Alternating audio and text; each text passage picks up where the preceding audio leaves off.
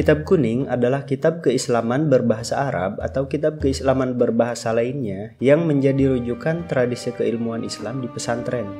Kitab Kuning merujuk kepada kitab-kitab tradisional yang berisi pelajaran-pelajaran agama Islam yang diajarkan pada pondok-pondok pesantren, mulai dari fikih, akidah, akhlak, tata bahasa Arab, hadis, tafsir, ilmu Al-Quran, hingga pada ilmu sosial dan kemasyarakatan. Video kali ini memperkenalkan seorang tokoh inspiratif yang lahir dari pesantren yang memiliki peran dan kepakaran dalam literasi Kitab Kuning.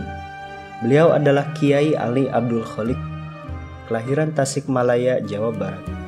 Beliau adalah seorang kiai muda yang alim dan bersahaja yang aktif menyebarkan ilmu melalui berbagai pengajian dan kajian ilmiah baik dalam ruang lingkup lokal, nasional maupun internasional.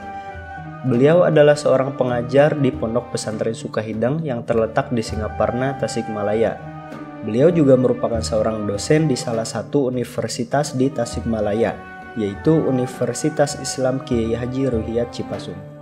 Di samping itu, beliau saat ini menjabat sebagai Wakil Khatib Syuriah PCNU Kabupaten Tasikmalaya, juga sebagai anggota Komisi Pengkajian dan Penelitian MUI Kabupaten Tasikmalaya.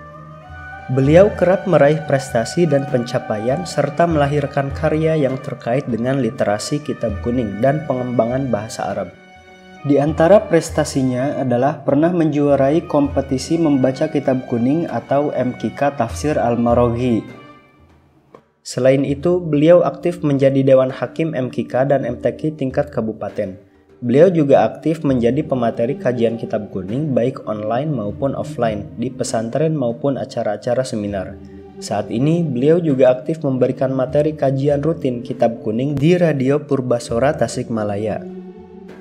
Di antara karya beliau adalah karya tulis ilmiah tentang analisis lafaz ayyuha dalam Al-Quran.